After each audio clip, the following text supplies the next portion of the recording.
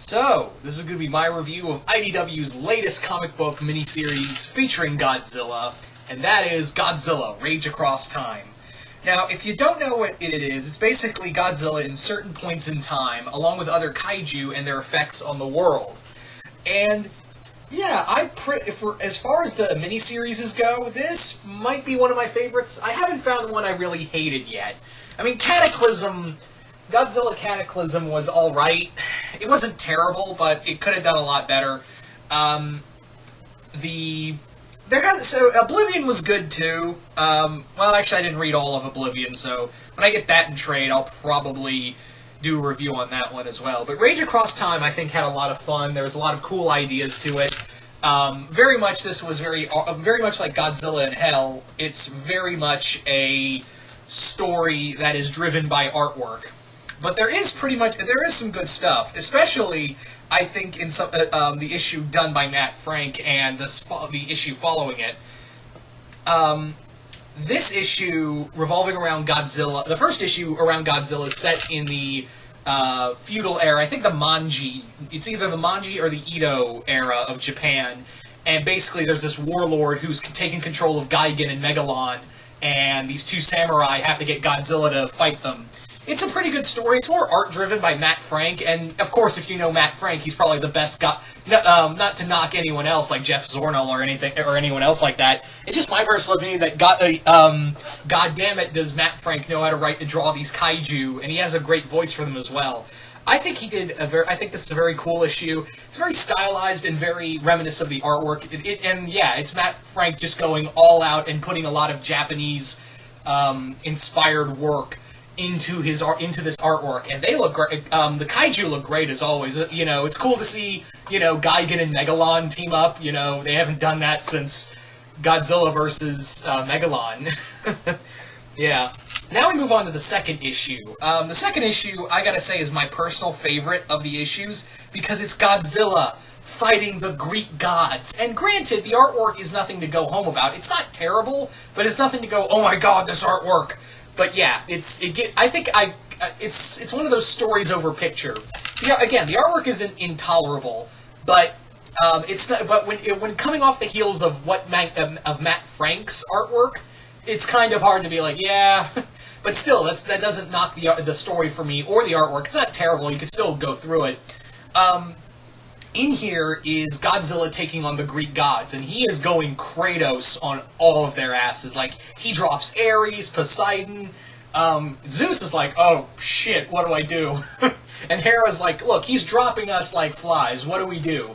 So Zeus gets the idea of unleashing the Hydra on Godzilla. And I think this is the first time, I could be wrong, but this is, I think, the first time that Godzilla ever did battle with a monster from mythology. A monster outside of his rogues gallery, in fact. So yeah, we actually have Godzilla doing battle with a monster from mythology. So Godzilla, if you know the story of the Hydra, it's that, cut off one head, 2 or 3 more take its place. So Godzilla's like blowing heads off, and he's just like, oh, fuck it. So what does he do? He grabs the Hydra and just starts slamming it into Mount Olympus, and just brings down all of Mount Olympus on the Hydra.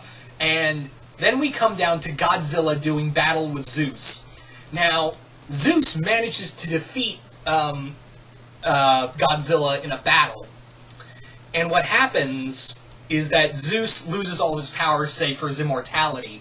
And then it cuts to Pompeii, and he's now encased in rock. And it turns out that Pompeii was reactivated by Godzilla, because during the battle, Zeus basically sent Godzilla to the center of the earth, and Godzilla dug his way out and through Pompeii.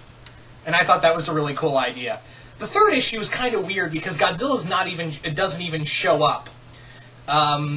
It's a story set around the plague era, the Black Plague, and it's a story revolving around Mothra and Megaguirus. Now, it is really cool to see these two insect-type monsters fight. They kind of fought in Cataclysm, but they didn't really do much. In here, the fight's not bad between Mothra and Megaguirus, but I just felt like, this is a Godzilla comic, guys. Where's Godzilla? So it's not a bad. Ian said it in his review. Sid Part 2 said that this was the worst issue because of the lack of Godzilla. I can agree with him on some level because, yeah, this isn't Mothra and Megaguirus Rage Across Time. This is Godzilla Rage Across Time. And not to knock Mothra or Megaguirus, it's just that, you know, give us what we asked. Give us what you promised. And it would have been cool to see Godzilla during the Black Plague. But I can kind of see, you know, Mothra is the great healer and Megaguirus is like literally a plague on mankind. So I can see where they're going with it, at least. Artwork's pretty good. It's not a bad issue. It's just that the lack of Godzilla threw me off. I'm not saying it's bad. None of these issues were bad, really. The next issue was pretty cool. It revolves around Hannibal, the Conqueror. And if you know your history, you know that Hannibal had to cross the mountains to get to Rome. But how he did it in this version is that he basically had his soldiers pester Godzilla to attack, to try to direct him towards Rome. So when he's blowing down mountains, Hannibal's soldiers can march right through. The problem was that not all of his soldiers got away, and he lacked a lot of forces when he encountered in his battles with Rome. But if you know historically, he won most of his battles, never got to Rome, and in fact, the only battle he lost was in, I believe, North Africa, near Carthage, and that was the end of his campaign on a whole. So, we come now to the final issue, which is Godzilla in the Age of the Dinosaurs, and this is done by Jeff Zornell, and it's a really cool story. You see, like, Ebra fight Ghidorah, you fight Godzilla and Baragon throw down. Now, the one thing you see is that initially I thought it was going, because look at the picture right here, I initially thought it was going to be Godzilla battling Ghidorah in the past, and that would have made a lot of sense, because Ghidorah apparently, he had a huge impact on the prehistoric age, although that kind of gets a retcon in Rebirth of Mothra 3, saying that was King Ghidorah the whole time. Whatever. It's a long story. So I thought, oh, Godzilla versus Ghidorah, that from Mothra, Rebirth of Mothra, that would have been so cool. But no, it's Kaiser Ghidorah Godzilla does battle with. And that's equally cool, too. I got no problem with Kaiser. What's interesting, though, is that Kaiser Ghidorah shows up as his three-headed form, but what he does is that he morphs into his Monster X form to do battle with Godzilla. It's kind of like the reverse of Final Wars, where he started out as Monster X and then became Kaiser Ghidorah. So I thought that was kind of interesting. There is a overarching story of these archaeologists who are following Godzilla's impact throughout time, and it's kind of interesting, but they don't go anywhere with it. They leave out throw out some interesting ideas throughout the story, but they never go anywhere with any of the ideas like, oh, maybe there was more than one Godzilla, or Godzilla's just immortal, or something like that. And they throw out some ideas, but it was like, yeah, they don't do anything with it. They just throw out ideas and that's it. All in all, this was a pretty fun issue. This was a pretty fun miniseries. I love the hell out of seeing Godzilla just smash his way through all these different timelines. It would have been cool to see Godzilla like be the destroyer of the Titanic or something to that degree. I think it would have been cool to see him like he was the one who erupted Mount St. Helens. But I got that with Pompeii, so that's actually probably better.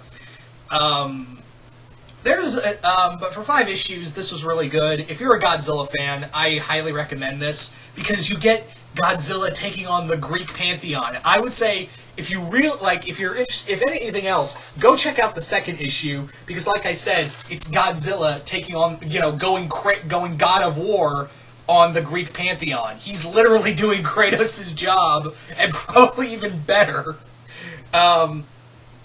Well, not better, because Kratos killed Zeus, and Godzilla just robbed him of all of his powers, save for his immortality. So I guess Kratos actually was better. But yeah, it's God of War with kaiju.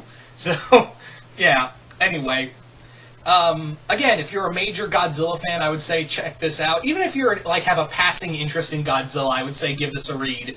But yeah. All in all, I highly recommend this to you guys. This was a lot of fun. And, yeah, probably one of the better miniseries to come out from the IDW line. Then again, there hasn't really been a really terrible one. Cataclysm was just okay, and I haven't read all of Oblivion, so I don't know what to tell you on that one.